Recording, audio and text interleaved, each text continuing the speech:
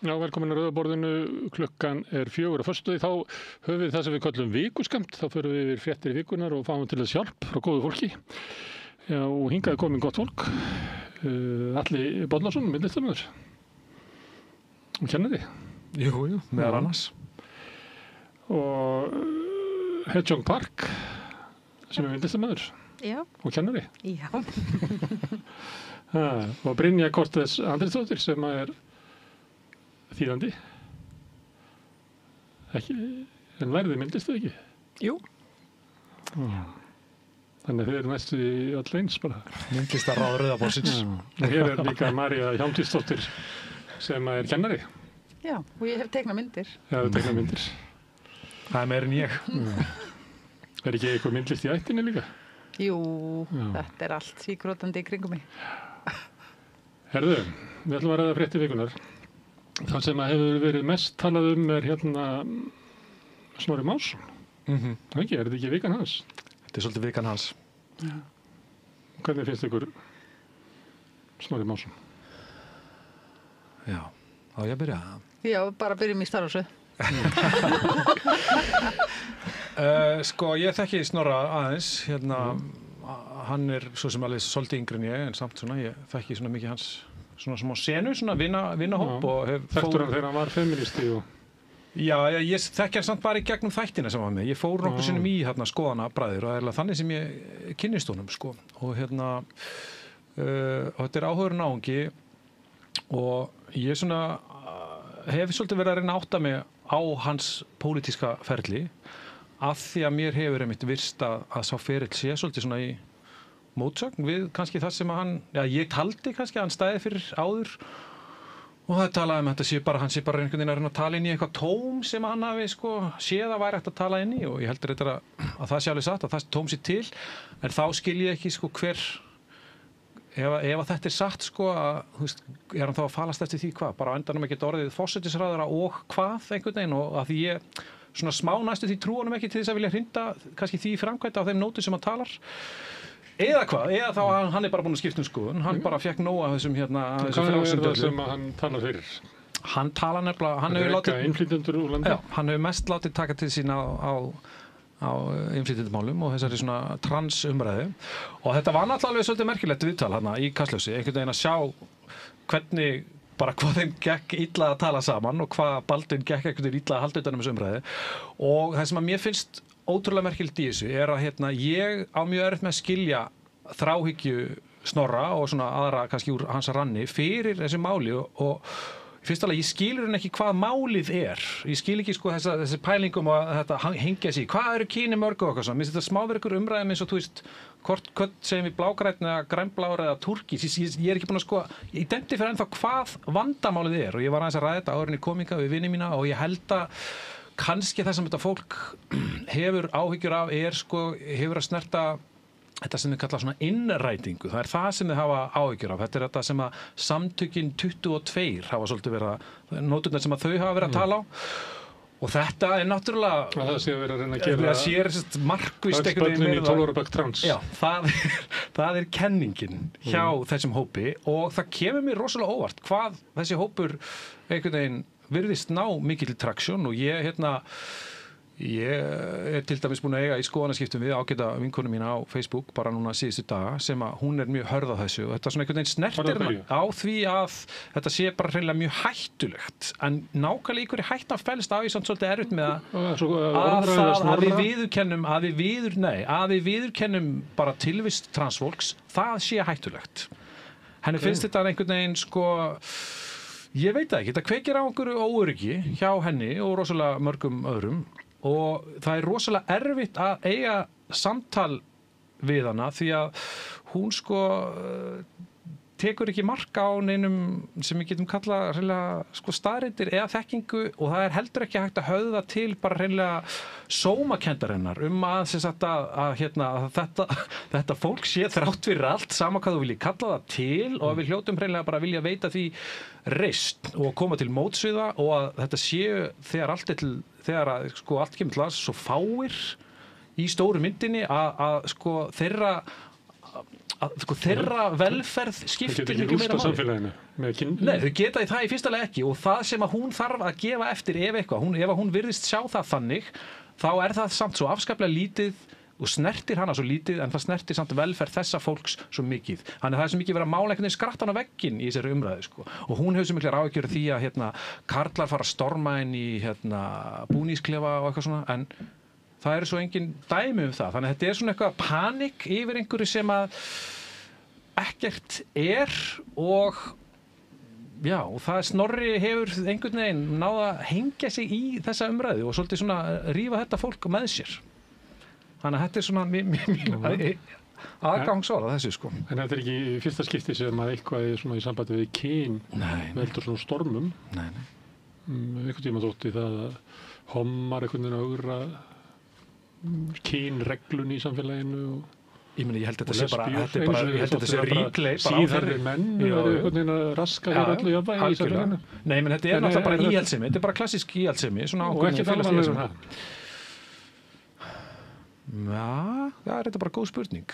Ég veit, menn þetta alvarlegt og ég held líka sko það sem að þetta slær mig held ég og svo marga svo rosalega illa því að við kannski heldum og kannski var það ákveðið svona falskt öryggi, við heldum bara að við varum einhverju góðri sigling og það bara svona frjálslyndið hefði svolítið einhvern veginn sigrað og nú værum við bara svona hægt að svona stíga fleiri og fleiri skref á þeirri átt en svo hefur orðið þetta bakslag og ég held að það sé mjög sérkennilegt að ætla að halda því fram að svo sé ekki og það var kannski með því skrýtnara fannst mér sem að Snorri sagði sem þætti var hreinlega bara að halda því fram að bakslagið var einhver ímyndun en það mjög erfitt að þegar maður heldur að maður sé bara einhvern veginn að ganga í rétta átt og svo vaknar maður bara upp við það vonda drauma það bara alls ekkit allir með í þeim báti sko.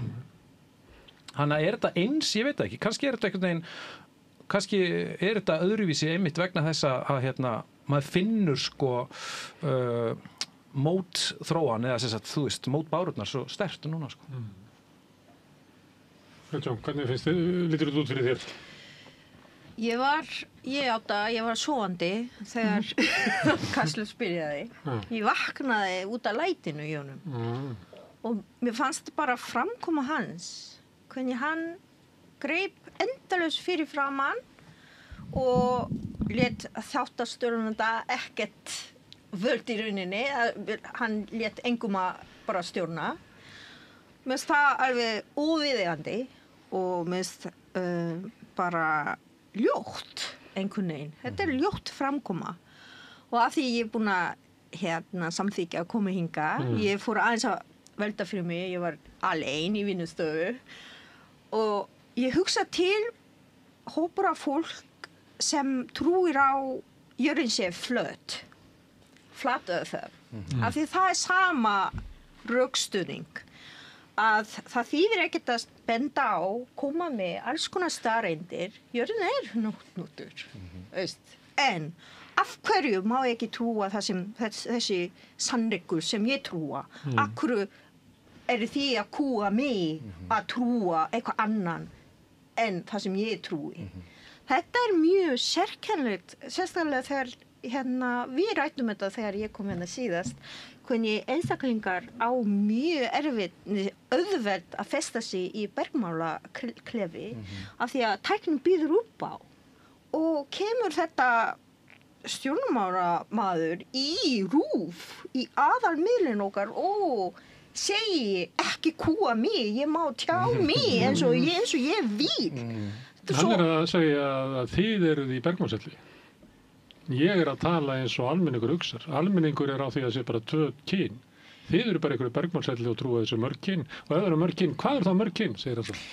En af hverju geta hann ekki gert þetta með mannlega hátt og sína virðingu fyrir alla og færa rök sem hann trúir en án þess að móka öllum sem í rýminu og þjóðinni. Mér finnst að það slæmt.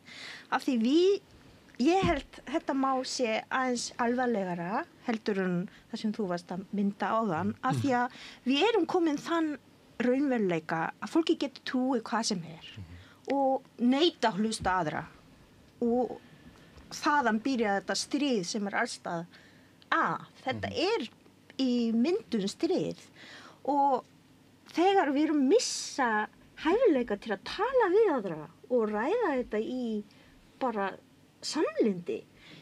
Í hvað erum við stefna? Þetta er rosalega slæma hegðun og þetta átti ekki að gerast framan myndavél í RÚV, finnst mér. Nú komið fram fólk sem er trans og aðstandendur trans fólks og sagt að þau upplifa svona ógn að þessu. Við nefndum að eitt af því sem að Snorri hefur verið haldið fram að innflytjendur séu skaða íslenska menningu. Finnst þér ógn að því þegar þið verið að tala þannig? Sko, ég er mjög heppin að ég er umkringt fólk sem kann meta mig og það sem ég hefur segja og ég á vini sem tengir mig með hjarta og sál og ég hef ekki upplifað þetta. Kannski út að ég læri íslensku mjög snemma en ég kom hérna 97 til að byrja með. Ég hef aldrei upplifað þetta nema einstaklega skipti í jamminu, einhverju vitleysingi að kalla mig, fara heim til þinn eitthvað svona. En ég hef ekki upplifað þetta í daglega lífinu, í starfi mínu eða í fjölskyldunni eða vínasambandi. Þannig að Þú ert vel tengd og rótföst í íslensku samfélagi. já, og ég tel að þegar ég er virk í samfélaginu mínu, nær samfélaginu mínu, þá nær samfélagi mynda hugsun innflytjanda aðeins öðruvísi heldur en það sem Hávarður Rödd segir mig. Þannig það býr til ákveðin breytt í skilningi og það það sem mikilvægt. Af því við erum mannleg, þetta við erum ekki velmenni. Þó einhverju segja að jörðin flöt. Þegar ég þekki því, þú þekki mig. Ég veit, jörðin hnöttu. Þannig að þetta mjúka nálgun, þetta skilning innra frá það sem skiptir máli. Af því að við vitum það svo rosalega auðvelt að festa sig í eitthvað svona pingulítið hóp í þessu tæknivæðin heimi. Brynja, skilur þú Snorra Másson? Nei, ég þekki hann ekki neitt, sko. Ég horfði ekki á annan þátt, ég bara ákvað að horfa ekki á þetta. En ég sá eitthvað smá úr þessu og það var næsta bara nóg til að ég vildi ekki eyða tíma mínum í að horfa á þetta. En mér finnst bara mjög skrítið að bjóða fólki í ríkisútvarpið til að segja að jörðin sé flöt eða að það sé tökki eða þetta einhvern veginn, mér finnst þetta bara ég skil ekki alveg af hverju einhver með boðið af því að virðist bara sem að fólk veit fyrirfram hvað hann að fara að segja og Það var einhver sem bent á að svona var þetta þegar hommar voru fyrst að koma fram, það voru fyrst hommar sem kom fram í Samtökum 78, komu í sjónvarpið og boðið viðtal. Þá var alltaf Gunnar í krossinum eða eitthvað svoleiðis settur á mótið, eins og það var í mótvægi. Það einhver sem bent á það, hvaða uppstilling þetta eiginlega að fulltrúi frá Samtökum 78 þarf að hitta þennan mann sem eitthvað mótvægi. Og ef þú ætla að tala hvað kyn eru mörg, þá bara fá einhvern erðafræðing sem að getur veit eitthvað þessi RS, hvað þetta heitir, genöll eða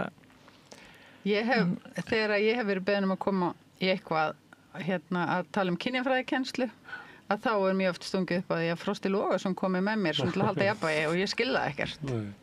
Hann ekki það svolítið Gunnar í krossinum svona típan eða svona En sko vantrú, þú veist, hún risti svo djúpt að til dæmis þessi vinkona mín, ég að segja, við erum eitthvað samtal og í rauninni sko... Það bjóða henni. Já, nákvæmlega. Já, þú veist, mér finnst þessi spurningi fyrst að það bara óslega steikt, hvað eru kyni mörg, ég í rauninni sko, hvert sem svarið við þeirri spurningu, þá breytir það ekki því að transfólk til, skiljiði mig.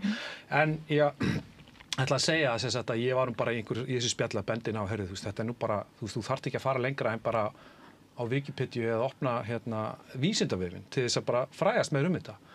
Og hennar svar við því bara, kynjafræðin, hún hefur smogið allstaðar inn og ég tek nú ekki mark á þess konar vísindum sem eru litu af þessari hugmyndafræði. Kynjakölti. Og hvað á maður, kynjakölti, það kom líka og ég veit eiginlega ekki og ég hef ekki ennþá fundið út úr því hvað maður getur eiginlega sagt í þess konar aðstæðum. Hvernig svara maður þessu? Því hér einhver sem þá bara að segja að 2 + 2 séu ekki 4. Og ég veit ekki hvert svarið við því. Ég nú í stjórn kynjakvöldsins. Nei, en ef þetta þetta oft svona fólk sem mjög reitt út í einhverja minnihlutahópa og eins og þú veist að segja Snorri Másson sé að tala inn í eitthvað tóm sem að vantar, þú veist, það er ekki einhver annar að, þú veist, er ekki að, þú veist, virkja þennan reiða hóp í að, sem sagt, bara átta sig á hvaða sem er að gera þeirra líf eitthvað verra, að því, ég meina, það er ekki, transfólk er ekki að gera líf neins verra, eða Hann heldur að sé eitthvað að gera líf Snorra Mássonar verra, er hann ekki? Lifir hann ekki bara svo Nei, góð ekki ekki? hann er, ef gerur það fyrir að hann sé að tala inn í eitthvað tóm sem hann sér, ég þekki hann ekki Fólki neitt. verið til að klappa fyrir honum bara alla ævi og hefur hann ekki bara fínt. Jú, hann Það er er ekki það að fínt, ræna sko. hann einhverjum tækifærum í lífinu. Nei, ég er að tala kannski fólk sem er hérna mjög sem finnir í bæ og eða sko ok, ég kannski gera það fyrir hans í einhver svona tækifæri sinni, ég veit ekkert það, en svona ef að fólk sem er að taka undir þennan málflutning er oft eða allir sem ég þekki, allir sem ég tala við sem fíla Snorra Másson eru svona ég myndi segja jaðarsettir sko, svona bara einhvern veginn sem finnst einhvern veginn þeir hafa ekki fengið sem eru einhvern veginn svona kenna feminisma og hérna innflytjendum að Ég þekki þessa kenningu og til dæmis þegar var hérna fundur Ísland þurft á flokkan í Austurvelli, þá fór ég að skoða aðstæðunar og það er fasteinasali, hérna fyrrverandi varaborgarfulltrúi Miðflokksins. Já, ok. Þetta er ekki svona að sé sko eitthvað fólk úr riðbeltinu sem er búið að vera atvinnulaus í 15 ár, vegna þess að öll vinna var flutt í Kína. Þetta er ekki þannig. Nei, ég bara gera það fyrir því. Þetta er bara eitthvað svona millist þetta sport að vera í þessu. Sko, það er samt ekki verið að tala inn í tóm.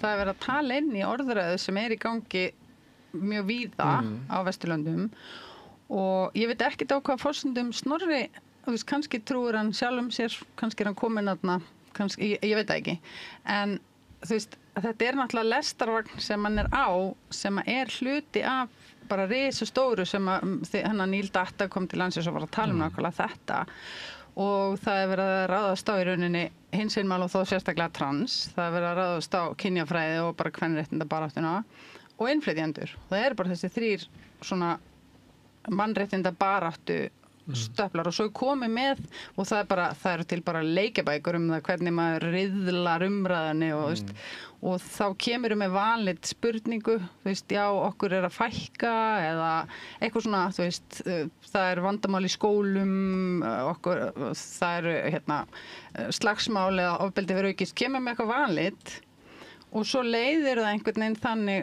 þangað að vandamáli séu innflytjendur þú veist, allir þessi feministar og einhvern veginn býr til einhver ógn úr hópum sem er ekkert ef þú grefur aðeins svona í það, er ekki vandamálið er misskipting, vandamálið er velferðarkerfi sem er búið að hóla innan vandamálið það er ekki nóg, þú veist, það er öllum innflytjenda hvernig að búa í sama skólan skilur, og 3 kennarar eða eitthvað. En er ekki að virkja þetta reiða fólk í einhvern veginn að vera móti hérna brjálaða móti. Svo ertu líka með elementi eins og bara til dæmis svona þörfin okkar fyrir að tilheyra og þarna getur þú tilheyrt hópi sem er bara saman reiður út í sameiginlega óvinnin sem getur verið kynjafræðikennarinn. Já, það getur líka verið, þú veist, útgerðarmenn. Já, en þarna erum við bara að vera að misstýra þessari reiði að viðkvæmum hópum og það er svo hættulegt. Já, kannski ég get sagt þetta tvennt af því að ástæðan fyrir ég hugsa til fólks sem trúir á jörðinni sé flöt er út af því að ég hef hort heimildamynd sem hlusta á þeirra rödd. Einmitt þetta fólk sem er í Ameríku sem trúi jörðin sé flöt sé svona jaðarsett hóp og einmitt það kemur upp þau upplýsi tilheyra ekki í samfélaginu og enginn gefa skít í hvað þau hefur að segja. Heldur þú veist alltaf líta niður til þeirra og þess átta. Og í þessari hreyfingu sem þau eru að segja jörðin er flöt, akkur því þú trúið mér ekki, er í rauninni að koma frá þessum samfélagslega kerfi sem þau upplýsi að við erum sett út undan.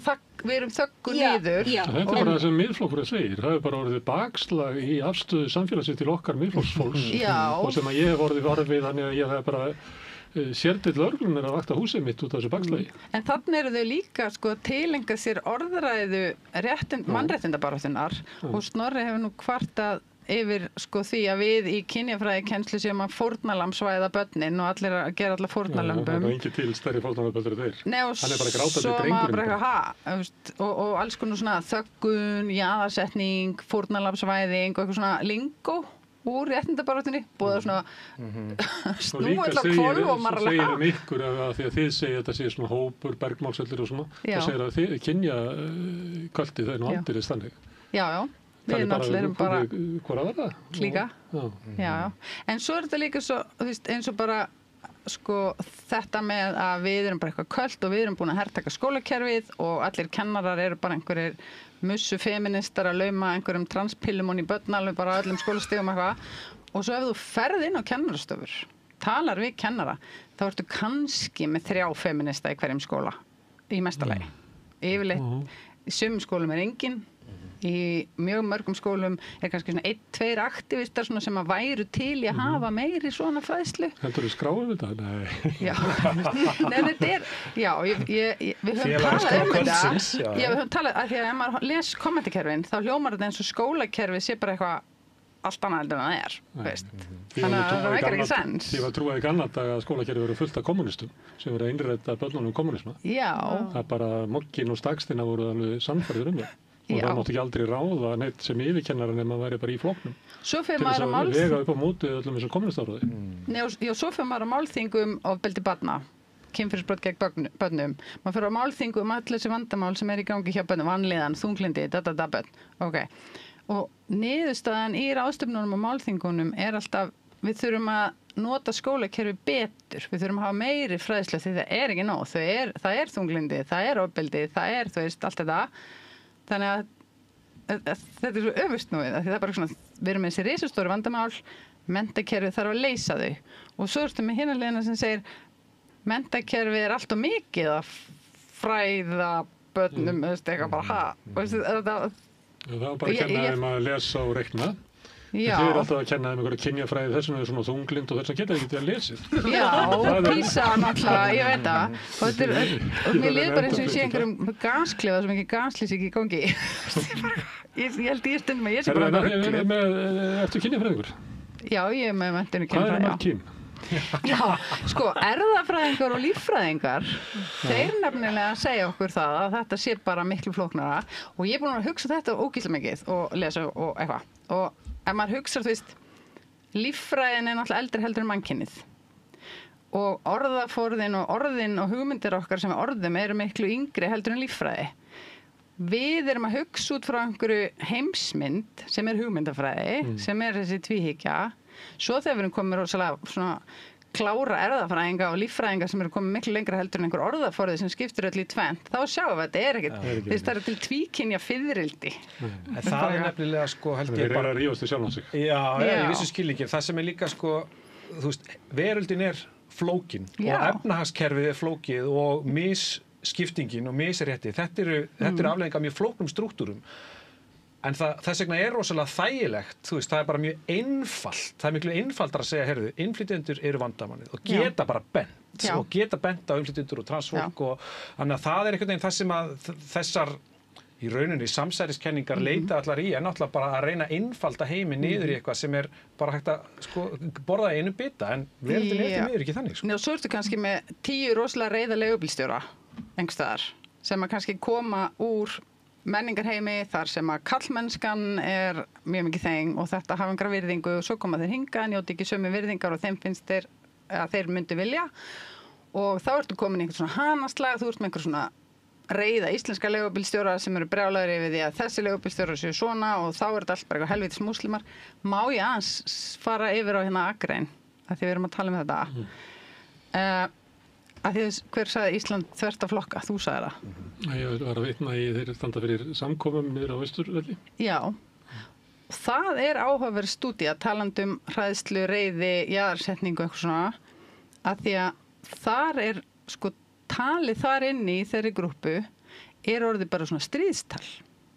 Talandi um orð og hvernig við það er bara orusta og við þurfum að vopnvæðast og við þurfum að og þetta er stríð og við þurfum að, og þetta er orðið bara eitthvað svona Skjöldur Íslands. Já, og orðræðan er orðið bara svona og það er svona eins og, þú veist, ég sé bara fyrir mig bara hérna og þú veist, og fólk er bara komið í einhver svona herlúðra og þá verður það virkisreiði og þetta ósætti við óréttlætið og fátækt og allt þetta og svo er það líka oft að vera að verja ykkur konunnar já, við þökkum fyrir það fyrir hann kynjakvöldsins bara takk strókar frá hverju, frá hinum köllunum eða þú veist hvað það er ekki frá sjálfu sér það er ofbeldismenn sem að hvað köllum þeir þessi kallar að vera að verja ykkur frá þetta með hvað eru mörg kyn þetta er búið að vera í gangi umræðinni já. Svo var það ekki fyrir í þessari viku að ég fór eitthvað að googla því að mér finnst þetta svo óinteressant umræða, þetta bara minnst að vera svona miskynningu fyrir að tala eitthvað líffræðilegt kyn mér finnst okkur pólitíkus að reyða allir vikun í það en ég fór og með merkilegt það þetta er hellingur á netinu meðan annars eftir Arnar Pálsson inn á, er þetta ekki bara inn á hvað heitir það í háskólanum? Vísindavefurinn. Það er rosa fín útskýring. Já, erfðafræðingur og prófessor í lífupplýsingafræði við HÍ, eitthvað fólk til þess að en þessir háskóla sérfræðingar eru náttúrulega bara einhver elita sem er bara eitthvað að í náttúrunni er kyn bara miklu flóknara heldur en Snorri Másson heldur en það er náttúrulega Sigmundur Davíð talandi þessar stefnu sem er í gangi sko þessa orðræðu sem er í miðflokknum og svona þá er rosalega mikið verið að tala niður sérfræðingar eru bara elitan sem er bara eitthvað bara þín skoðun já, það er bara eitthvað kjaftaði því þau eru bara eitthvað ég veit ekki einu sinni en það er alltaf verið að tala niður sérfræði þekkingu og ég var að rökraða við einhvern mann sem ég man ekki hvað heitir konur í sjávarútvegi að því að ég fór á svona gagnræði námskeiður og reyna að vera ógeðslega dugleg að taka þátt í umræðinni það er ekki gott fyrir geðheilsuna samt en allavega og hann er eitthvað að spyrja konur í sjávarútvegi eitthvað bla bla og ég fann bara grein eftir háskólamennta konu sem var gerð eitthvað skýrsla fyrir sjávarútvegsráðuneytið og bara hér eru svörin og þá sagði hann þá skrifaði hann þetta er eftir einhverja háskólakonu, ég ætla ekki að lesa þetta og ég bara þá var það bara non-vanligt sönnun skilur þetta er bara eitthvað elitukelling sko mér líður pínulítur eins og þegar ég var lítil ég er upprunalega frá Kóreu og í 7. áratugum hjá okkur var diktator fórseti sem réð öllu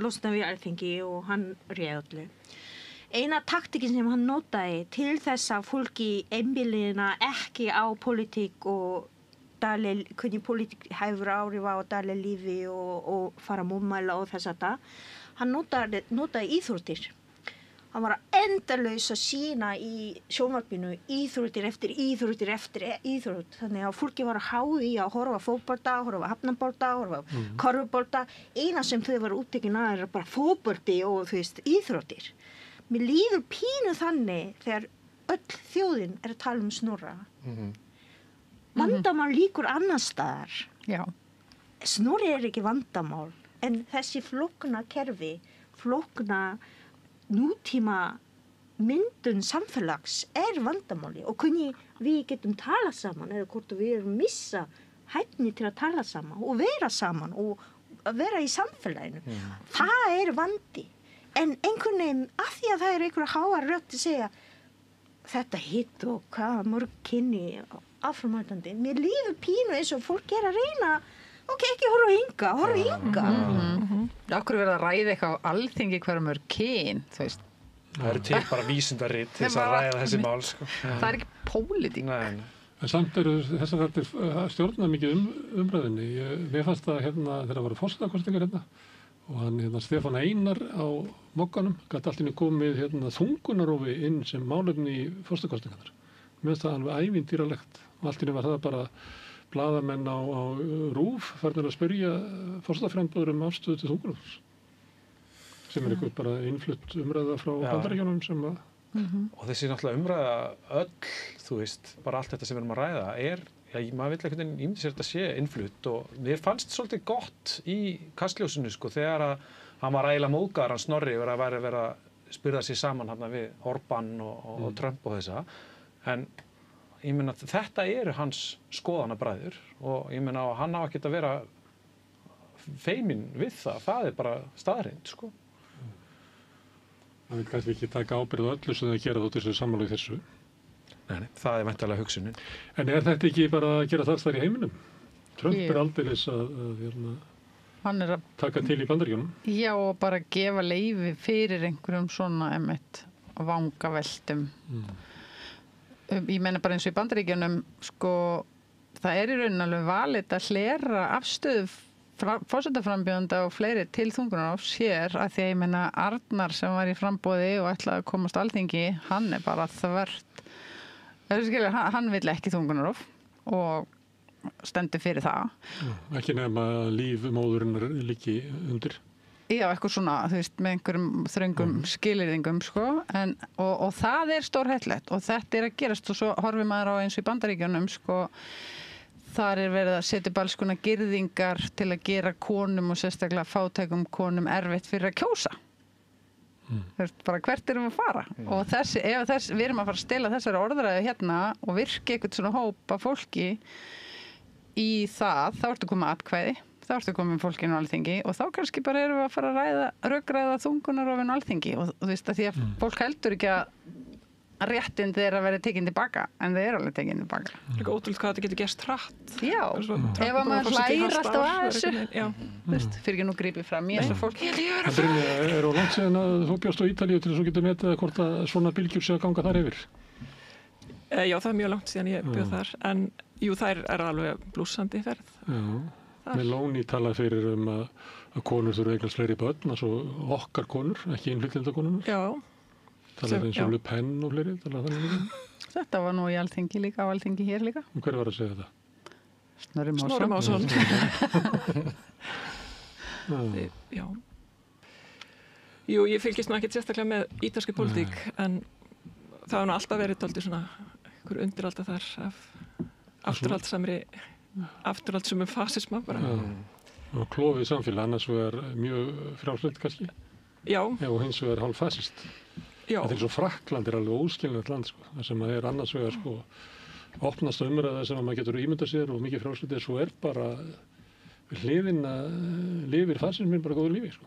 Rosa fljótið að grípa til svona hörku og... Mér finnst það nú bara alla Evrópu mjög stutt í hörkuna. Já, kemur alveg óvart. Svona... En heimsmyndin okkar eins og hún er í dag, eins og þú veist að segja, þú veist, maður hefur á tilfinninguna að jafnrétti sé bara kom einhvern veginn og við erum bara réttir leið og svo bara, þú veist, eitthvað hangidóri og siglum áfram. En þú veist, bara það að hafa jafnrétti kynja, að hafa samkynni, þú veist, öll þessi réttindi, lýðræði í stóra samhenginu er þetta alltaf svolítið nýtt og brothætt. Já, mjög brothætt nefnilega. Já, því að við höfum miklu lengur búið við einræði og fasisma og allt þetta bull, þannig að við erum kannski núna bara í einhverju glits í matrixinu og svo er það bara búið. Talandi þetta, þú ert líka að tala um þetta, þú veist, og Ruth Bader Ginsburg, hún sagði áður fór í Hæstarétt þegar Roe vs. Wade kom, hvernig var það, 68 eða 69, ég með ekki. Hún sagði að þetta væri of stórt skref framhæð, að vegna þess að skrefið er tekið, að þá verður til andstæða. Og ég veit ekki hvort að hún var eitthvað svona völva, en sömurleiti, þetta var rifjað upp sko þegar þetta var svo fellt. Og ég líka talaði við hana, hvað heitir hún, kynjafræðir í Háskólanum Þorgerður, sem var að tala um sko þróunina á réttindum samkynniðra og svo transfólks. Að svona lagalega þá það gerist á miklu skemmri tíma hjá transfólki á meðan að með samkynnar á lengri tíma. Og maður getur ímyndað sér því þetta sé lest, sko, að þú ert kannski fremst í lestinni, en svo er einhver annar vagn þarna og það er svona tók í samfélaginu. Þannig ef að þessi vagn fer hratt áfram og þessi verður eftir, að þá skapast þér hætta á svo kvöldu bakslægi. Og ég nefndi þetta við Guðrúnu Jónsdóttur hérna sem var í Stígamótum. Og hún drafst náttúrulega við eins og ákast ekki hvað alltaf þess að við séum að hugsa þennan vagn þegar við erum að íta áfram. En ég er ekki að segja það er kannski einhver að hugsa þennan vagn, þannig að slitni ekki teygjan og komi þá bara eitthvað svona átak að hluti af baráttunni er að íta þessum vagni áfram. Sko. Ég held að þetta sé alveg rétt og sko, þú veist, það er ekki mín skoðun að það hafi verið farið of geist í neinum skilningi, en ég held að mjög margir samt upplifið það að bara hreinlega einhvern veginn, þú veist, veröldin sem að þau ólust upp í sé svo stórkostlega breytt og það bara skapar mjög svona mikið óöryggi hjá ákveðnum hópum og ég held að það séu bara í lýðræði samfélagi eru það bara hópar sem þar líka einhverju marki að taka tillit til, sko. Það að senda einhvern annan með Snorra Másson og tala við þetta fólk. Já, nei, alveg klárlega. Svo segir bara allir minn. Já. Þú veist, tölum hvort það kynni sér 2 og svo bara eyðum við tíma í það. Það er þú búin að jafna það á þessu. Ég var að tala við ég var að tala við fullorðinn mann daginn á einhverju kommentarkerfi og hann var svolítið að kvarta yfir þessu hvað það kom svo mikið nýjum orðum og það bara ætlast til þess að maður fara að læra bara eitthvað fullt af einhverju nýju og eitthvað hvað og stálpu, veit ekki hvað og þetta er bara of flókið og það er ekki hægt að ætlast til þess og ég segi, ok, en ég meina ef þú getur lært reglurnar í Brits það ég er búin að fara 2 byrjandarnámskeið og það er ekki séns að ég skilji Brits ef þú getur spila Brits, þú getur alveg lært 10 ný orð, skilju þetta er ekki, ef þú vilt það er ekki flókið já, þannig að því að Brits er ókísla flókið ég held sér líka kannski eru talmennan vagn af eða sko að þú veist fólk að því það er svo rosalega mikla breytingar í heiminum núna að það er kannski ekki þú veist það er ekki eitthvað hinsegin dæmi sem er kannski það sem fólk hefur í rauninni áhyggjur af heldur er bara húsnæðisskortur bara. Já, og líka bara, þú veist, það er verður kannski ólíft á Íslandi eftir 50 ári eða eitthvað og allt þetta, það er einhvern veginn kannski líka bara svona almennt valdaleysi sem fólk finnur að það bara samfélagi okkur í leið sem ég hef ekki með að gera. Já, og bara allur heimurinn einhvern veginn. Með snjallsíma, það er augljóslega hvernig ég er nýbúin að horfa mynd sem heitir 3000 Years of Longing.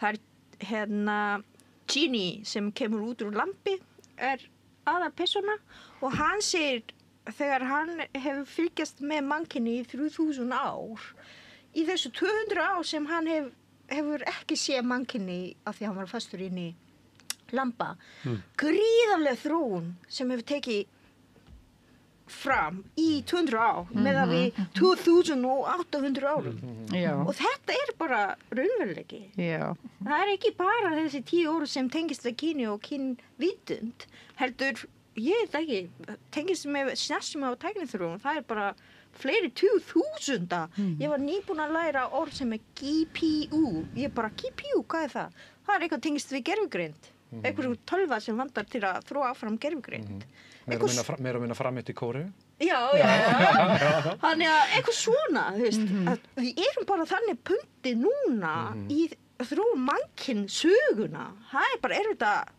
hlaupa eftir Já, breytingar, þú veist, ég bara mætti upp í vinnum daginn, ég var ekki búin að koma þangað í einhverja vikur og svo bara var komið ný kaffivél og ég bara komið ný kaffivél og hvað er næst Brits? Hvað á ekki bara henda öllu hérna til glöðu, skiluðu, þannig að ég menna Vínarsagna Ég kann ekkert á þessa kaffivél og svo var ég bara svona, þannig að ég skil alveg Og hluti af þessu sem að Snorri er líka talað inn í sem að er óánægja karla að hafa verið skildir eftir miklum hætti og ég geti sagt sér svo að þegar pabbi var svona kom út á vinnumarkaðinn það ætlaði ekki verið 18 ára þá var hann kannski að keppa við 15% af konum þegar ég kem þá er ég að keppa við kannski 70% af konum þegar sonur minn kemur þá er hann að keppa við 100% af konum og þeir eru allar að fara í háskólan og þetta er náttúrulega mikill munur það voru kannski ég fylg þegar ég var ungur þá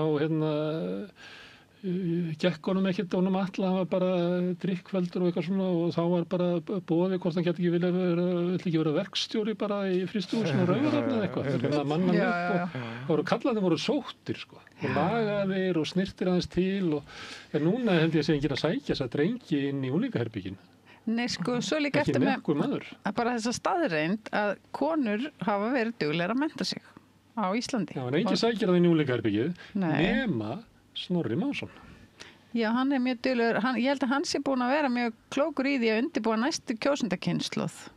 Sem eru þessi drengir sem eru strákarnir. Já. Komnir á fertugsaldur. Já, og svo heyrir maður rosalega mikið það er verið að heila þá börnin í skólakerfinu og þetta er ekkert nema konur og það vantar kallkyns fyrirmyndir inn í skólakerfi eitthvað.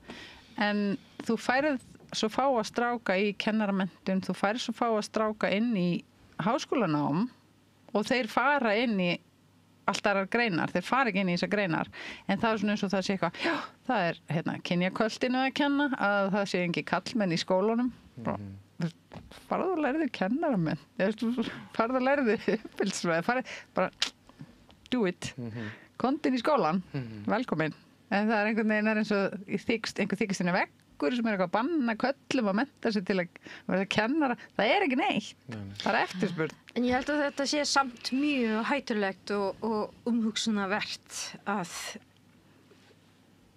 Snorri Másson nær til 17 ára, til 19 ára, 20 strákar sem eru fastur inni í herbergi. Sonur minn kemur ekki út úr herbergi, hann er bara í símanum og ég næ ekki til hans.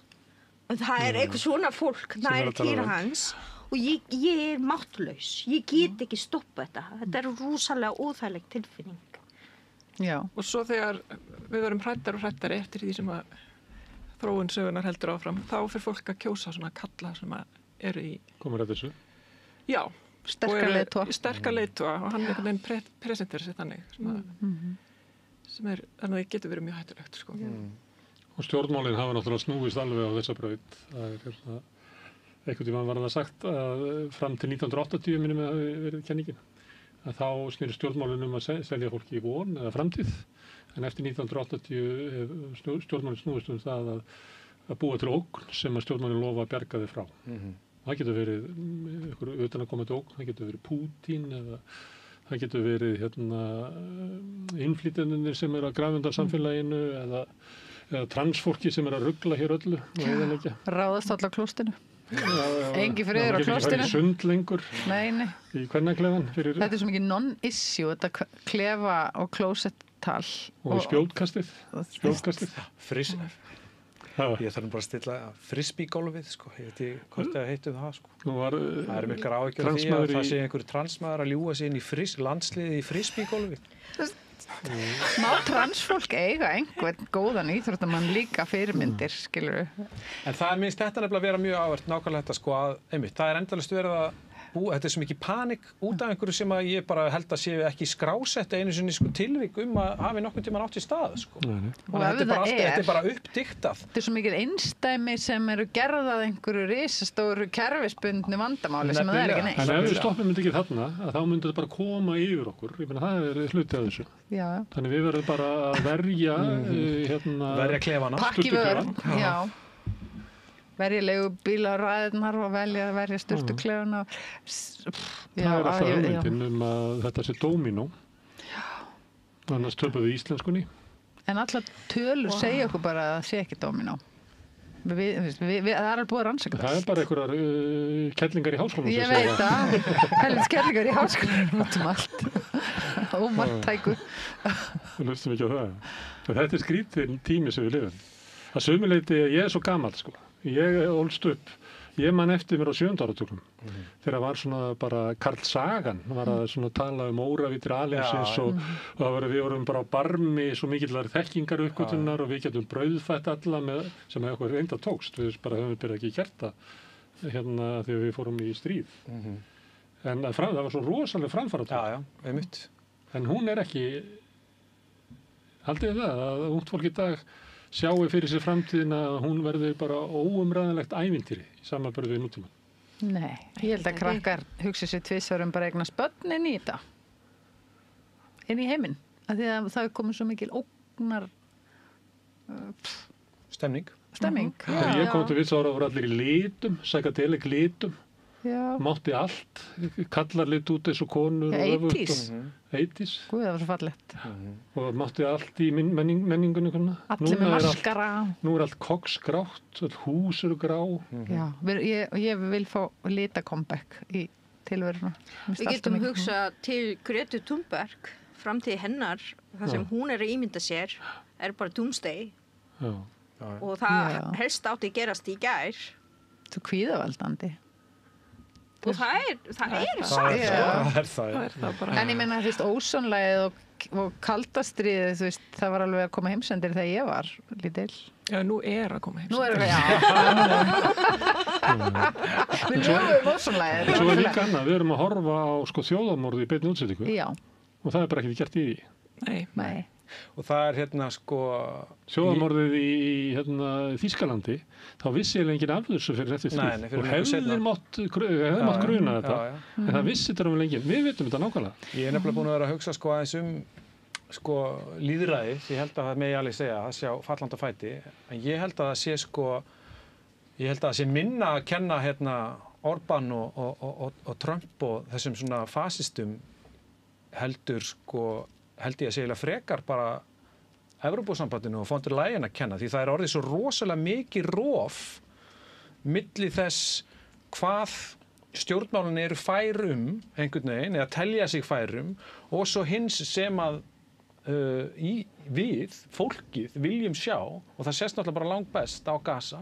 Það er enginn sem vill sjá þetta, eða svona, enginn þokkalega manneskja með sómakennd, en það er einhvern veginn bara allir, bara gera svona, bara láta eins og þeir geti ekki gert neitt. Æðstu stofnanir þess einhvern veginn þjóðfélags sem við búum til, og alþjóðastofnanir virðist ekki geta gert neitt, og þá spyrir maður sig... En alþjóðastofnanir sumar hafa eins og alþjóðadómstóllinn og fleiri hafa reynt að gera eitthvað. Já, en þau hafa engin, en þau hafa ekki tækinn til þess.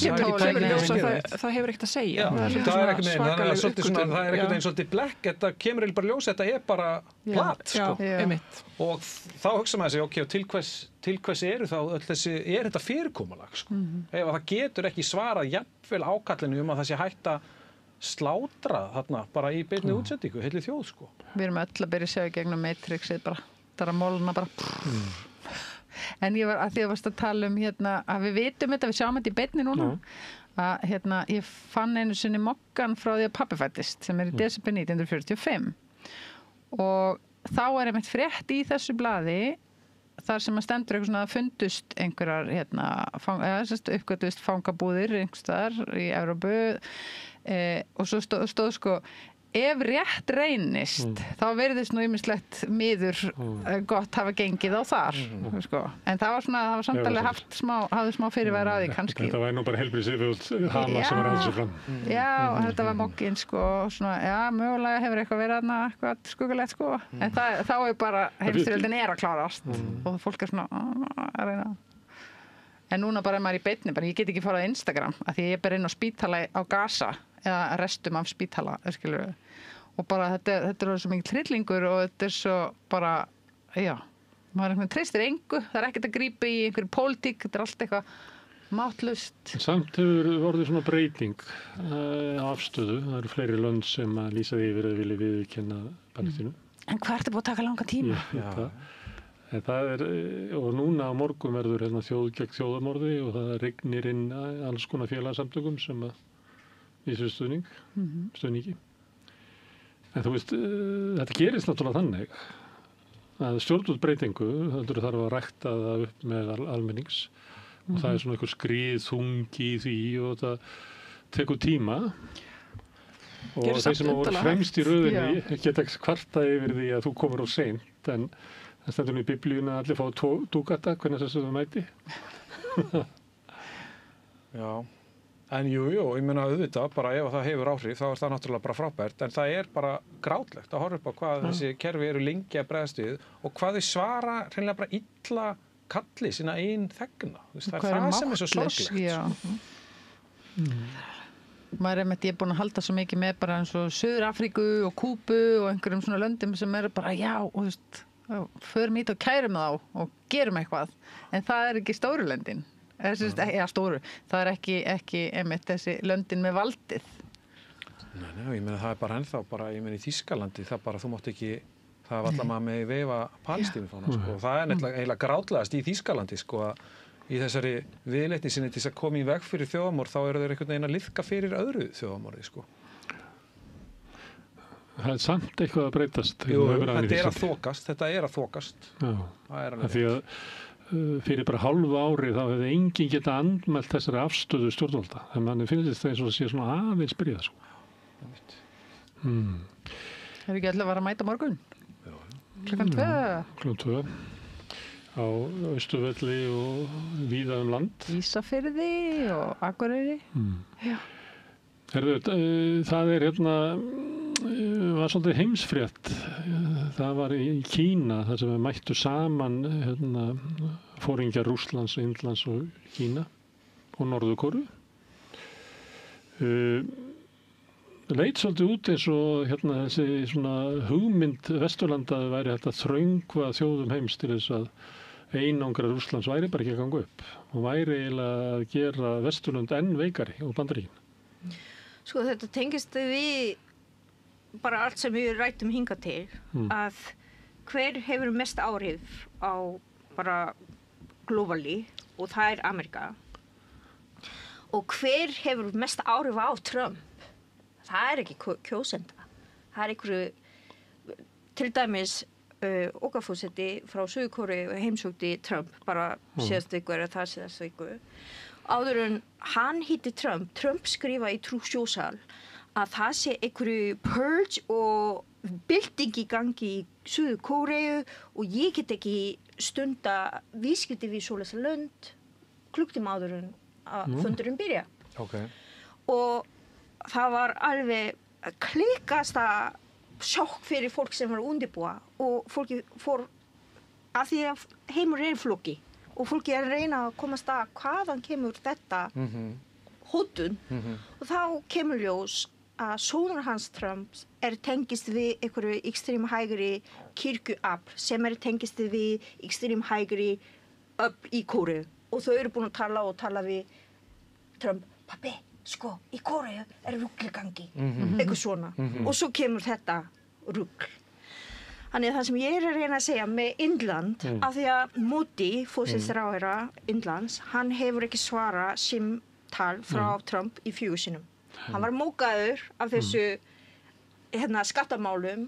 Refsitollum. Já, og hann reyna búa til, skapa eigin völd með því að tala við Rússland og tala við Kína og Norður-Kóreu. Putin elskar Kim Jong-un eins og af því að fyrir honum, innanlandspolitík segir honum að það gríðarleg pressa að ungir rússlandsmenn fer í stríð og drepin. En Kim Jong-un senda bara hermenn til bardaga og svo þau eru bara drefst eins og engin veit hversu margir Norður-Kóreumenn búin að drefnir í þessu stríði. Þannig fyrir Putin Kim Jong-un rosalega nær og sama hátt að fyrir Kína Kína gerir ekki neitt í þessu. En að því Trump bara skýta á sér bak að Indlandi komin. Indlandi hefur sögulega stöðu í varnarplön Bandaríkjanna að því að Indland í miðju suðaust, svona beint hlýðina á Suðaustur-Asíu, það var strategically rosalega mikilvæg þjóð fyrir Bandaríkin, þannig að þess vegna Indland fekk leyfi til að þróa fram kjarnorkuvopn, til dæmis. Enginn fekk það, Pakistan fekk það ekki, Íran fekk það ekki, en Indland fekk það, af því það hefur rosalega mikilvæg geopolitikal þýðingu. En Trump búin að skýta baki á sér og þetta breytast. Þess vegna það var, fréttaflutning í RÚV að segja þetta söguleg breyting. Þetta ekki bara, að þau eru að mynda sig og þetta viðskiptabann virkar ekki. Það ekki þannig hort á þetta. Þetta bara að Kína segir nú nóg komin. Við ætlum að hafa áhrif. Við ætlum ekki að hlusta á Ameríku. Og Kína líka miklu eldra heldur en Bandaríkin bara baby, bara einhver svona lítill bulli sem bara eitthvað nýkomin inn á völlin og heldur að Kína búið að vera þarna hvað lengi sem bara sem veldi. Þú veist, ég meina Bandaríkin, hann bara einhver lítill kall en já, lítill kallar. En þetta skiptir máli fyrir Kóreu. Skiptir máli fyrir Kóreu hvort að Kína sé öflugt eða ekki. Sko, Kórea hefur verið alltaf staðsett mjög illa varandi völd kringum okkur, hvort það sé Rússland eða Japan eða Ameríku eða Frakland eða Bretland. Ég alveg ömulega nágranna. Já. Þannig að við höfum 5.000 ára sögu að beygja til völdu af þjóð og reyna að fá það sem við viljum. Þannig það í okkar politík að alltaf spila í þessu að hvað við dipló. Já, óbúðslega dipló. En ég las að þegar það kemur ný forseti í Kóreu þá fer hann alltaf fyrst í Bandaríkjana og það vegna þess að það svo mikilvægt fyrir að halda góðu sambandi við Bandaríkin og vernd þaðan. Þessi, hann fór fyrst í Japan. Yes. Það var... Er það ekki merkilegt? Jú, það var mikið merkilegt atvik. Forsætisráðherra í Japan var með stuðning undir 17%. Það var bara rosalega algengt í Japan að forsætisráðherra bara nýta ekki stuðning almennings. Þegar Kóresforseti fór fyrst til Japan til að bara ræða að við þurfum ekki láta lúta okkur af þessu Bandaríkjamönnum. Hvorki Bandaríkin eða Kína. Já, og við getum bara að vinna saman og halda góða samband. Þá stuðning hans, japanski forsætisráðherra, fóru í 30%. Af því það er rosalega gott signal að Kórea til að vinna með Japan þrátt fyrir söguna. Og það var ákveðin fyrirfram að við förum til Japan til að segja Ameríku, við getum gert þetta. Og þannig spila á Trump. Af því Trump, ég veit ekki, Suður-Kóreas forseti búin að lesa The Art of Making a Deal eftir Trump og hann búin að læra á Trump svo vel. Þannig að þú veist, hann var að kalla Trump, þú getur verið peacemaker og sækjast eftir þessu verðlaun, Nóbelsverðlaun. Og ég geti verið pacemaker, ég geti verið aðstofmaður að tala við Norður-Kóreu og hætta stríð í Úkraínu eitthvað svona. Þetta er diplomist hæfni, að búin að þjálfast upp í þetta. Kannski hefur Trump ekki lesið The Art of Deal. Hann skrifa hann allavega ekki. Og þeir segja að það sé mjög erfitt að fá hann til að lesa nokkuð skapaðan hlut, sko. Herðu, má ég að því að svo gaman hefur verið í Kóreu. Heldurðu að það gerist að Norður- og Suður-Kórea saminist þína daga? Nei. Þannig að þú lifir það? Það mun ekki gerast. Nei. Suður-Kóreu vil það ekki. Suður-Kórea vil það Nei, ekki? við ætlum ekki fara í fiskadæmi. Það er búin að sagt, núverandi fórseti Af hverju ekki? Af því að það er gríðarlega byggðir sem þú ert að fá. Það er svo mikið mun á Suður-Kóreu og Norður-Kóreu. Ég held að það er fleiri en 20 milljónir sem búa í Norður-Kóreu. Þú getur ekki tekið það stór pakka inn í kerfi án þess að þessi kerfi hrynja. Þannig það er ekki vilji til þess að saminast? Nei, ég held ekki. Fylgdistu með dótturinni sem var sýnd af hersýningunni? Þessi arftaka Norður-Kóreu? Já. 12 ára gömul stúlka? Já, kannski er út að segja að ég fylgist með hana, en hún er áberandi. Og okkur var sagt að hún á eldri bróður, en hann sést hvergi. Hann er inn í herbyggja, þá var Snorra Másson. Ég veit ekki hvort þessi rúður. En þetta er 4. kynslóð. Hún verða valkyrra. Og 12 ára? Já. Það er ekki svolítið ungt til að vera áberandi í einhverju heimspólitík. En minnst að hversu tala það að hversu snemma Kim Jong-il byrjaði, Kim Jong-un byrjaði og núna Kim Jong-il er bara að svipa stað, skilur við, sögulega. Þeir voru svona grúmaðir í að taka yfir. Já, og það er Þeir lifa aldrei ekki lengi þessi kallar. Það er ekki langlífið þessar ætt.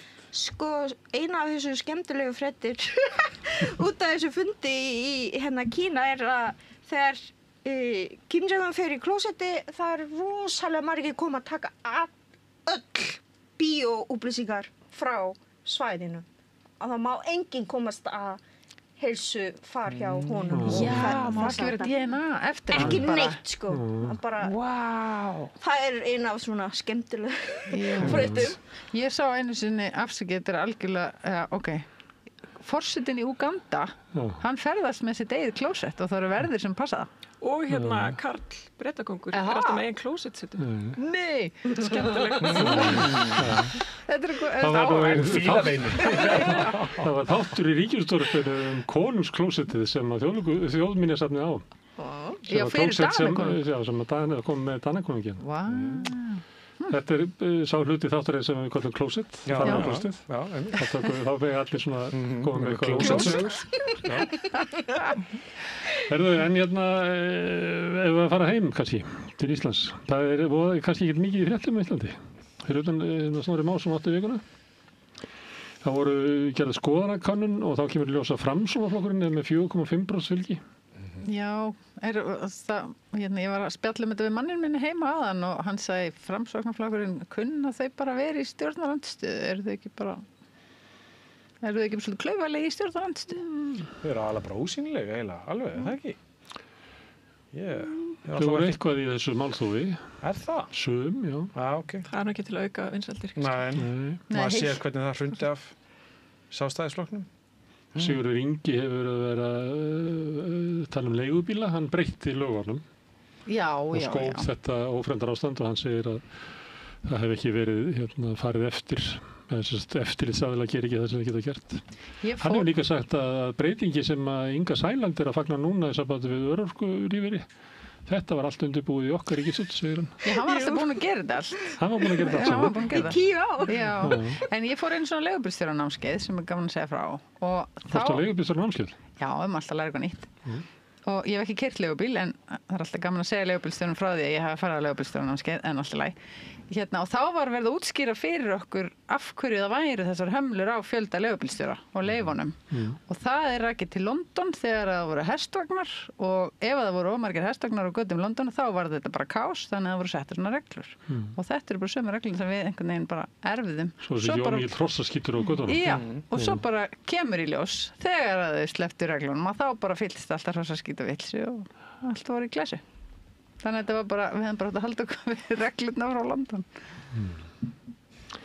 En finnst þú ekki að skipta máli að Framsóknarflokkurinn sé svona vekur? Ég ber engar taugar til hans og hann þó að pabbi minn hafi nú reyndar verið í honum á sínum tíma. Áður en hann var samfylkingarmaður en hann má þurrkast út mínu vegna. Það er bara þannig. Ég er meira áhyggjur af stöðu íslenskunar heldur en stöðu Framsóknar, skulum við segja. Já, er ekki svona kósi að hafa svona einhverja kalla í lópapeysum á miðjunni, alltaf svona heimilislega kaupfélagskalla, svona einhver öryggis. Ég nefnilega held að það sé ekki kósi. Ég held nefnilega að það geti bara stór hættulegir, sko. Eins og 10. áratugurinn sýndi, sko, og svona upp úr aldamótum. Þeir eru allt Framsóknarmenn, sko. Þeir eru náttúrulega þær breytingar sem Davíð Oddsson náði í þeirra samfélagi voru gerðar með blessun Framsóknarflokksins. Já, það er smjá við. Eyðilegging skattkerfisins, eyðilegging verkamannabústaðakerfisins, eyðilegging húsnæðiskerfisins, rosalegu skaði sem að þessi ríkisstjórn gerði í íslensku samfélagi. Já, og þeir eru kannski svona búnir að vera í svo miklu einhverju nóluhlutverki að leiða til valda vondukallana. Já, þetta. Já, það er enda rétt. Ein frétt sem við höfum mikið á við Rauðaborðið var hrun hafstraumana í Norður-Atlantshafi. Hafið þið sett ykkur inn í þetta? Já, rosalega áhyggjur af þessu í vetur, þá kom einhver svona frétt um þetta. Nú er ég búin að jafna mig. Hvernig jafna þig? En málið er sem sagt að þegar hlýnar sem að er að gera og þegar hlýnar nógu mikið þá hættir heitur sjór að dragast út úr Mexíkóflóa sem heitir Ameríkuflóa núna sem kann Trump hingað norður og heitir sjórinn sem að fer hingað upp eftir vesturströnd Noregs og smá hangík fer til okkar og gerir það byggilegt hérna og svo sekkur hann niður og dregst svo tilbaka. Að þetta mun gerast eitthvað langt fyrir sunnan okkur þannig að hér verður miklu kaldara, líkara loftslag eins og eru í Núk, Grænlandi. Já, og þetta getur gerst. Var nú samt ekki frétti svo að það væri líklegra en áður var talið. 25% líkur þetta gerist. Já, einmitt. Og þetta er næstu því, ég segi þetta ekki 100% skaði, en þetta er kannski svona 70% skaði. Og ef þú stendur fram yfir því að 20% líkur og ég lendi í 70% skaða, ég held þú hlaupir, sko. Já. Ef þú gerir eitthvað. Nei, það er alveg rétt. Þetta er ekki góða fréttir. Það er líka í öllu þessu loftslagsfréttum. Þetta voru alltaf farið verr og hraðar en áætlanir gerir ráð fyrir hingað til. Já, einmitt. Sérstaklega svona undanfærin svona 5-6 ár. Svo getur farið aftur og síðan loftslagsspár kannski frá 1980, það sem var talið þetta gæti hafa gerst nú þegar, sko. En þú getur fengið svona eldri spár sem stóðust ekki. Nei, einmitt. En ég held að það sé miklu hraðari breyting á svona undanfærin 5-8 árum heldur en okkur gæti sé fyrir sig að það er met allstaðar. Eða margir sá þetta fyrir en samt einhvern veginn Það er bara búin að tala, já, við ætlum ekki að fara yfir 1,5 gráðu, svo bara fórum við yfir. Það er einhvern veginn svona, það er ekki svo að hafi ekki verið spáð, það er bara... Nei. Og það er gerist alltaf bara annað bara dæmi einhvern veginn sem er bara svo einhvern veginn grátlegt að horfa upp á, er bara, hvað maður segja, valdaleysi, eða einhvern veginn tækjaleysi allra þessara alþjóðastofnana á þessa kerfis til þess að bregðast við þessum vanda. Þetta er eiginlega bara... Trump er búin að segja Bandaríki frá þessu. Já, þetta er bara, þú veist, maður endar einhvern veginn alltaf bara eitthvað Trump og Putin og þessi kallar sem einhvern veginn, þeir eru ekki að stoppa stríðið, þeir eru ekki að stoppa þjóðamorðið, þeir eru ekki að stoppa hlýnun jarðar og þeir eru bara heimsendir í nánd. Já, en ég meina ekki heldur ríkisstjórn Íslands er ekki að standa við neitt, sko. En þú veist, ef þú hugsar þetta glóbal með, þú veist, bara einhverja hafstrauma og Kína er að gera fullt í, þeir eru alveg Kína lenda undir, sko, lúsnamörg. Já. Þeir eru með fullt á orku, sólarorku. Hitavitu, það er Íslendingar tengjast í, að ég heldur að við byrjað 2013, þá var fyrsta húsi tengt. Nú er búið að tengja sem er ígildi Svíþjóðar. Vá. Þess að 10 miljóns manns sem að búa við hitavitu sem er búin til í tengslu við þetta íslenska fyrirtæki. Þannig að þetta gerir svolítið rætt þarna í Kína. Það er gott. Það er góð frétt. Það er gott. Þeir eru með uppbyggingu í Afríku út allt. Er ekki bara Kína framtíðin? Erum við ekki bara á leiðinni þangað? En talandum Snorra Másson, þá Sigmundur Davíð alltaf verið með svona sér línu í samtíð loftslagsmálin, það sé nú ekki alslæmt fyrir Ísland. Hérna muni lína og verður betra og við getum rækta meira og... Kósí? En gallið við þetta með hafstraumana, það er ekki... Nei. Og þá verður kaldara hérna. Já, og það er náttúrulega búin að vera þessi kuldapollur sem maður er búin að sjá hérna undan Grænlandsjökli, hérna, norður og vestan af landinu. En við fáum þá alla túristana sem eru að koma að kæla sig frá Evrópu, sem er gott fyrir efnahaginn. Ég held að það sé nú, það held ég að sé bara nú þegar eiginlega orðin eitthvað faktor. Það er ekki. Svona communication. Þetta hlýtur að hafa áhrif á ferðaplön, ekki dytti mér í hug að fara að Miðjarðarhafinu í júni, júli, ágúst. Nei. Ég lenti í þessu. Hvað þá inn í landa? Ætla að fara til Madrídar? Ég ætla ekki að gera það. Madríd er tóm bara í júli, held ég. Allir hérna bara einhvers staðar á Þingvöllum. Það var ég byrjaði að fljúga til Aþenu, mikið Íslendingum voru búin í Aþenu, það var hryllileg hitabylgja þar. Já. En þetta er líka með mér, þú veist náttúrulega, það er mikið talað um að þetta með loftslagsváttana er svo erfitt að sjá þetta fyrir sér, þetta gerist á löngum tíma, en ég meina bara, þú veist, ég er nú ekkert mjög gamall maður, en ég hef nú þegar séð áhrifin koma fram og þau eru greinileg hverjum sem það vilja sjá, en það er sama sko hérna hjá liðinu í hvort sem það er á móti trans eða hvað það er, að það lætur hreinlega eins og það sjáu ekki þessi merki og öll þessi frávik séu nú bara hið eðlilegasta mál sko. Og ég er stend alltaf svo ráðalaus frammi fyrir því þegar að fólk er svona blatant í einhvern veginn að afnýta því sem að er svo augljóslega satt og rétt og skýrt og skrásett sko. Er þetta ekki bara frá einhverjum kellingum í háskólanum? Ég menn þetta er náttúrulega einhverjir helvítis loftslagsfræðingar, skilurðu? Einhver mennta elita. Já. En þú leggur áherslu að við tölum saman. Hvernig á hann Atli að tala við fólki sem hann... Vinkonu sína.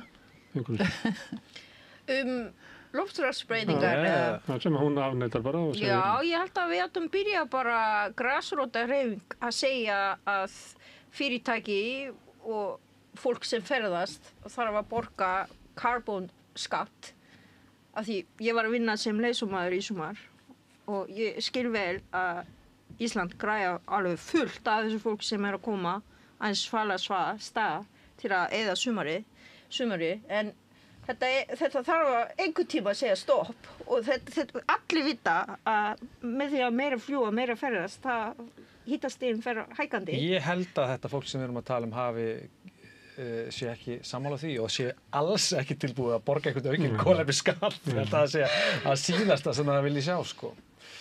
Það var rosa bylgja hérna að Íslendingar hefðu ekki Íslensk stjórnvöld hefðu ekki staðið í því að biðja Evrópu einhvern afslátt út af einhverju kolefnisskatti sem átti að leggja á flug, menn ekki eftir því. Það var fyrir svona 2 árum.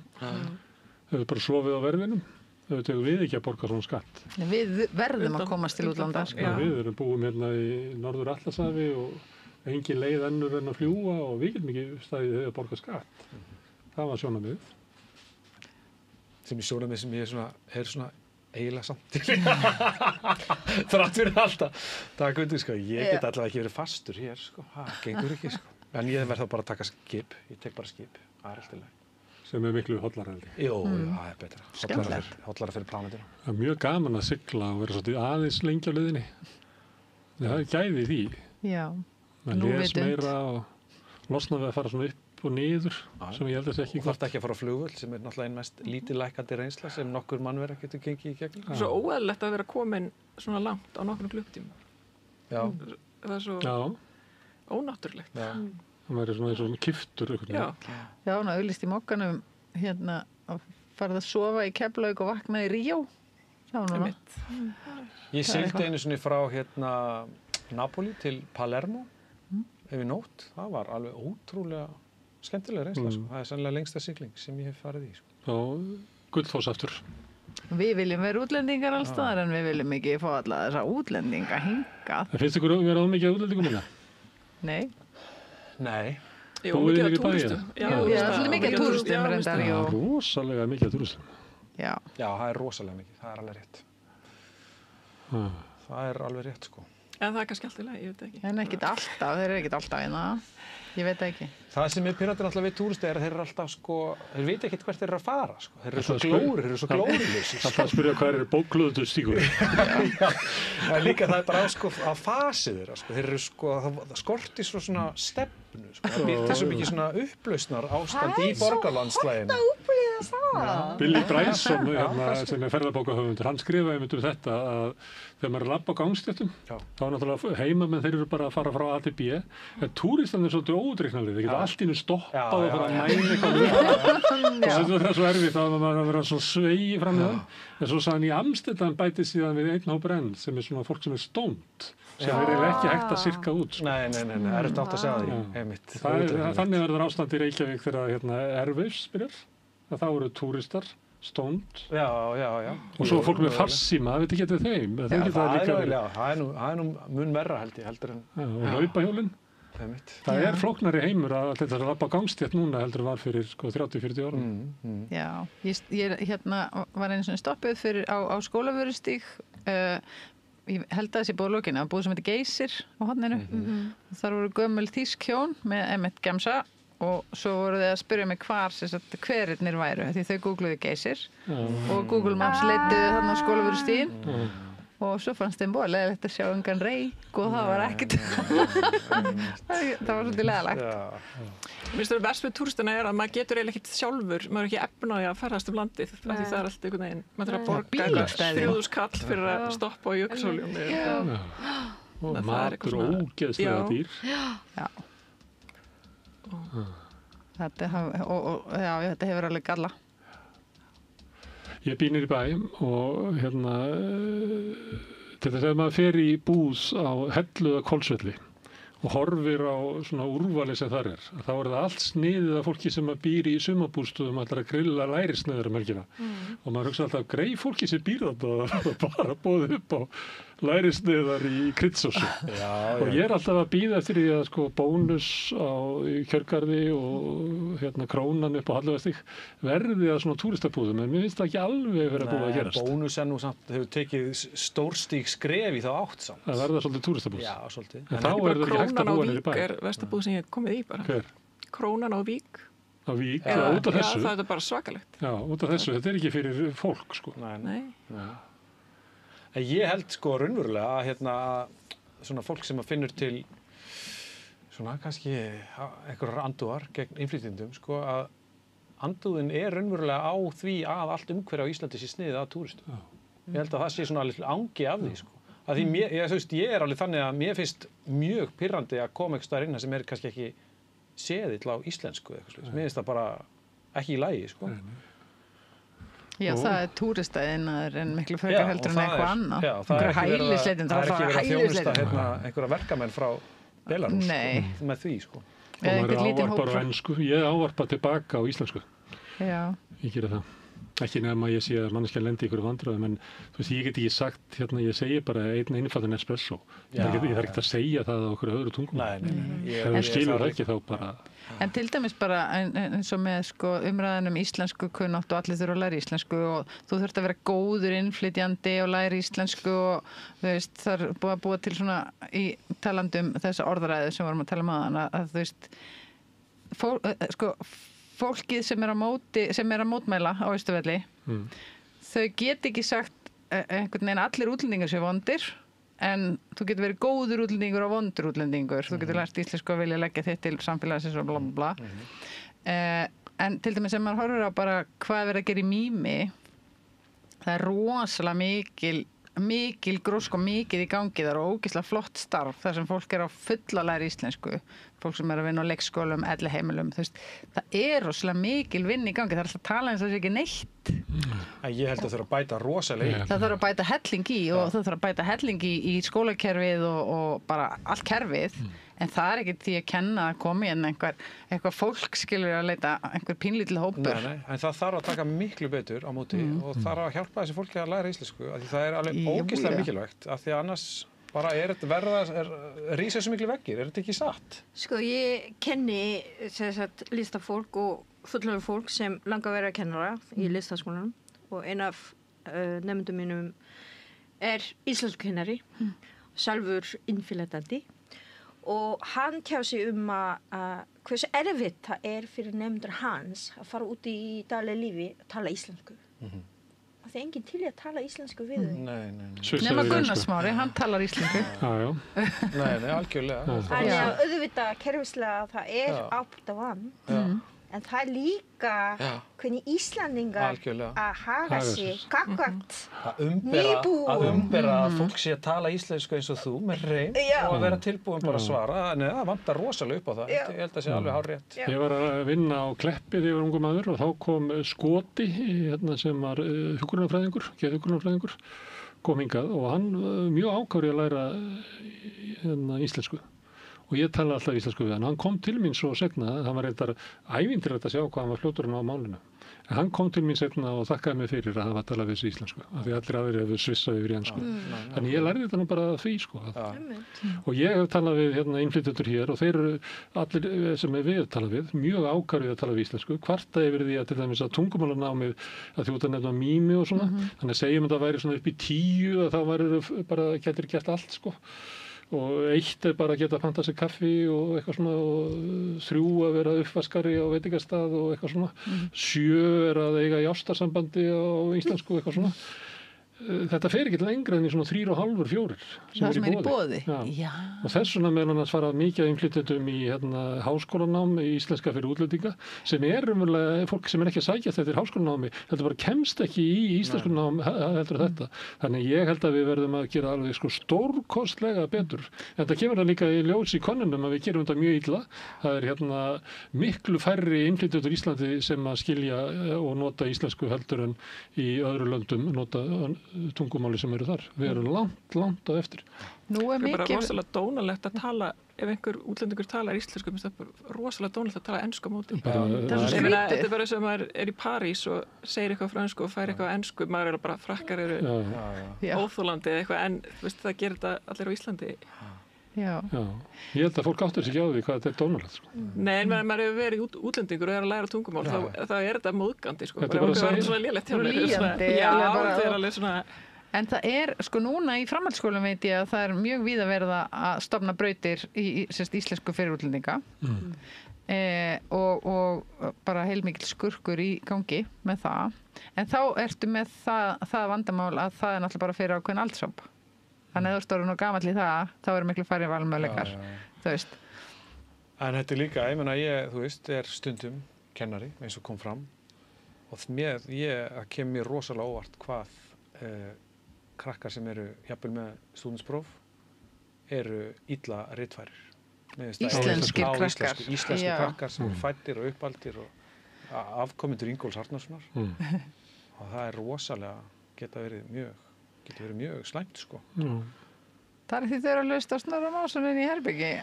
Já, það veist, hann talar mjög góð íslensku. Það er rétt. Þannig að það nú frekar þá, ég veit það ekki, Andrew Tate eða einhver af þeim, sko. Bara tölvuleikir. En ég veit það, Við lifum bara inn í einhverjum svona enskum Já. menningarheim. Já, TikTok og Og krakkarnir tölvuleikir. verða eiginlega tilheyra hvorum heiminum. Þau eru ekki nógu góð til þess Nei, að tilheyra enska heiminum og svo býrðu á Íslandi og ert orðið þannig að þú hefur eiginlega ekki aðgengi að íslenska heiminum af því þú ert bara ekki nógu góður í íslensku. Þetta er Að lesa meira. Það er ekki. Það voru hérna íslensku fræðingar sjálfsagt sem það var verið útskrifað fyrir Og þýða meira. Þýða meira, já. Já. Ég er svolítið þýðendur. komin á það. Við höfum bara að þýða eins og við séum bara eins og ekki sem morgundagurinn. Við skópla bara allri hugsun og öllum bókmöntum sem til í heiminum Á íslensku. yfir á íslensku í kvelli, Já. sko.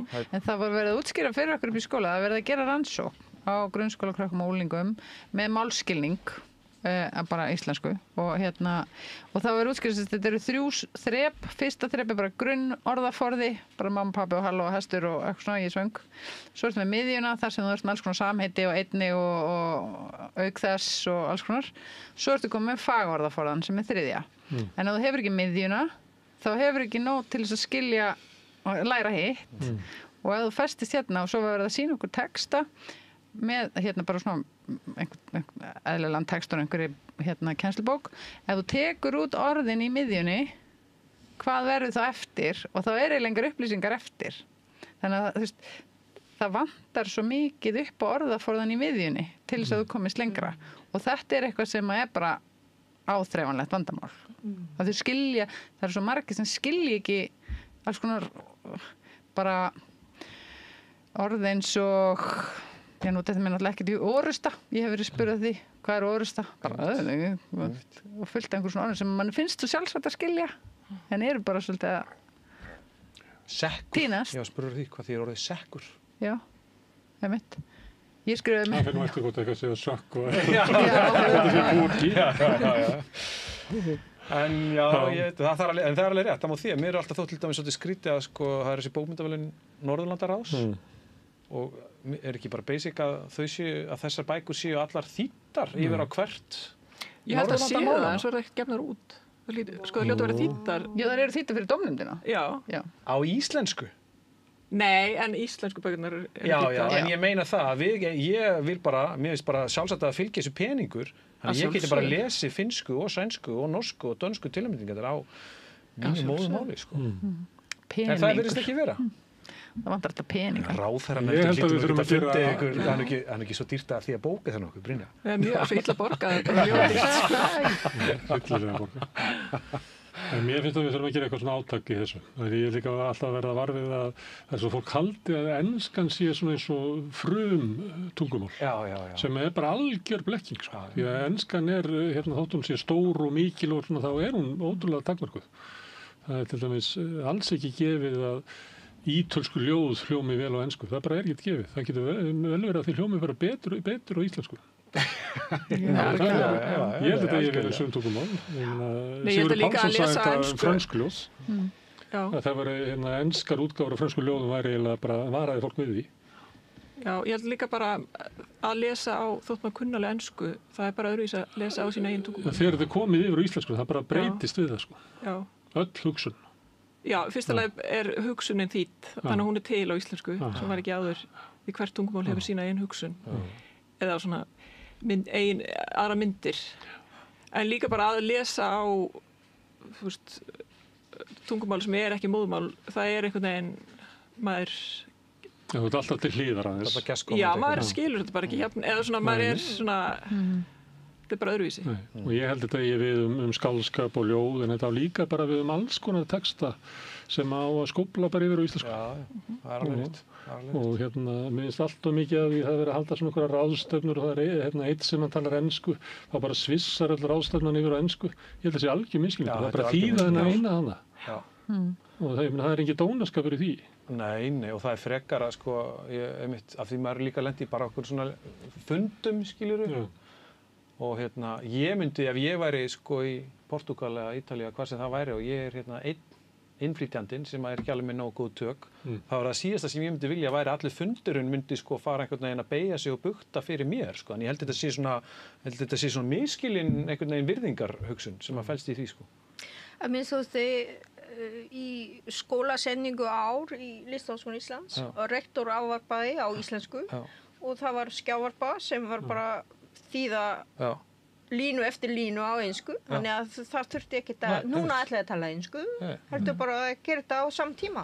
Já, það er líka, svona að maður hugsa þetta pínu út frá með svona inngildingarpælingunni, að þá líka svo mikilvægt að hafa aðgengi að þessu, að íslenskum upplýsingum, eins og ef maður að senda póst á nemendur og svo ertu með foreldra sem þú veist að skilja ekkert íslensku, að þá svo mikilvægt að hafa það aðgengi að ensku eða einhverju. Ég alveg sammálaðir, en ég bara segja að við þurfum líka að hafa hitt með, að því svo margir sem skilja ekki. En svo líka að tala að við notum ensku sem millimál sem ekki alveg gefið. Já. Að ef ég tala arabísku og þú íslensku, að við tala saman á ensku, það ekki alveg gefið. Nei, þá kemur alls konar pólitík, alls og bara okkur grænlendingar og íslendingar að tala saman á dönsku. Sko, okkur við að læra dönsku? Ég ætla nú að verja dönsku kennara. Það eitthvað klassísk spurning. Það eina sem ég að segja menntakerfi, það bara, það fáránlegt. Dönsku kennari svo skemmtlegir. Ég var alltaf í sænsku, þannig ég þekki enga dönsku kennara. En mér finnst það mjög skrítið. Þetta búin að vera brennandi spurning frá því að ég fór í grunnskóla. Já, það bara einhver að taka af skarið. En heldur að sænskan væri betri eða? Já, 100%. En norska náttúrulega líka það er hægt að skilja það er hægt að skilja svíja. Danir skilji hvern annan. Þeir skilji, dansku vinkonum mér sagði að þau skilji ofta ekki, hún skilur ofta ekki dönsku. Hún skilur Matador dönskuna, en ekki unga fólkið. En ég var að læra bara ótrúlega mikið á þessu tíma, í þessum dönsku tímum, bara íslensku til dæmis. Eða þýsku eða frönsku. Ég geti sagt ykkur að þetta viðfangsefni tíma hjá mér þegar ég að tala námskrá. Af hverju börn á Íslandi að læra dönsku? Já. Þannig að ég ætla ekki spóla hana fyrir nefndur mín að svara. Hvað er maður? En náttúrulega Ísland horfa mjög mikið til Norðurlöndum varðandi kerfi og allt þengst í. Já, en ég með normenn og danir skilja ekki dönsku, sko. Ég skil. Þannig að þetta var út frá sögulega samhengi og tilgang menntunar ekki bara til að ég standi vel í samfélaginu, heldur líka samfélag mín, hvað ég get gert fyrir samfélag mín og eins og þú veist, ég læri ekki hjartur nú til þess að gera þetta á mér, heldur að hægja þér. Þannig að það var rök fyrir að það var danska sem verið rætt. En danskan sér vandamál að stundum eru sýndir þættir hérna að geta verið, ég meina þið voru forsætisráðherrar allra Norðurlandanna að tala, svo koma Dananum og það var svo augljóst og andlitað á hinum að það skildi engi hvað maður var að segja. Það verður bara allir tómir til augnanna, því að það skilur ekki dönsku. Nei, það skilur ekki dönsku. Það er ekki tala mál, sko. Ég held líka að Danir tala bara ensku við Íslendinga sem reyna að tala dönsku. Það er svo gaman að tala dönsku. Ef ég hef farið til Danmörku þá bara... í munnin. Já, það bara þema að tala ekki ensku. Herðu, gaman að fá okkur. Ætlið þið að fara á Austurvöll á morgun á þjóð gegn höfumorðum? Já. Ekki þú, eða? Jú, ég mæti. En konan sem þú ætlar að tala með, hún að fara? Þú dregur hana með þér. Það er bara góð spurning. Gott að stöðva stríð í Palestínu svo komið færri flóttamenn, getur sagt það þannig. Já. Ég vil nú að þessi kona, sko, það er nú ímyndað að hún sé eitthvað sérstaklega út innflytjendum, en hún á einhverjum vandræðum með transfólk, sko. Já. En jú, ég ætla að skella mér. Ég vona að verði fullt af transfólki á Austurvöll á morgun. Herðu, Atli, Hedjong, Brynja og Marja, kæra þakkir. Takk fyrir. Og ég þakka Pétri Fjellstið fyrir að taka upp og senda út en ykkur þakka ég með sem hafi verið að hlusta eða horfa og breyta þessu samtali okkar í fjölmiðlunum. Ég bendi á að þið hafi byggt upp dreifík hér í samstöðuna bara með þessi vinum og vandamönnum frá efni sem þið sjáuð hér eða heyrið. Þið getur bent á að það með finna efnið okkar á Facebook og YouTube, í öllum hlaðvarsveitum, í útvarpinu á 89,1 á FM á stór höfuðborgarsvæðinu. Það má líka sækja þær útvarpssendingar í spilarann, spilari.is á netinu. Svo spilari líka app sem má hlaða niður í síman og hlusta á samstöðinu og allar íslensku útvarpsstöðvar hvað sem er í heiminum. Við erum komin í sjónvarpið til þeirra sem er svo heppin að skipta við fjarskiptafyrirtæki Síman, þær eru nú með 5 á fjarstýringunni. Við erum á leiðinni í fjarskipta eða kabalkerfi hérna suður með sjó og kannski, ef þið viljið, ég veit ekki, munu önnur fjarskiptafyrirtæki bjóða sína viðskiptavinum upp á efni frá samstöðunni sem 24 tíma sólhring, 7 daga vikunar, allan á sig hring, samfélagsumræðu þetta rauða borðu í öðrum þáttum samstöðunar. Það sem knýr samstöðun áfram sá hluti áhorfenda og áheyrenda sem hafa gerst áskrifendur. Þannig fáum við afl til þess að halda úti samstöðinu og byggja hann upp. Ef þú ert slast í þann hóp, þá getur þú farið inn á samstöðu.is. Það er hnappur sem ástættur áskrift, það getur þú skráðið fyrir 2.750 krónur sem grunn áskriftin og mátt borga meira þú vilt. Og því sem kjósi getur látið áskriftin að renna sér félagsgjöldin í alþýðufélagið og það er alþýðufélagið sem á og rekur samstöðuna. En þetta er orðið gott í dag. Hér á morgun verður helgispjall klukkan 9 og síðan verður úrval vikunar og svo verður þjóðmálaþátturinn Synir Egils klukkan 12:40 á sunnudaginn. En ég þakka fyrir í bili og segi góð helgi.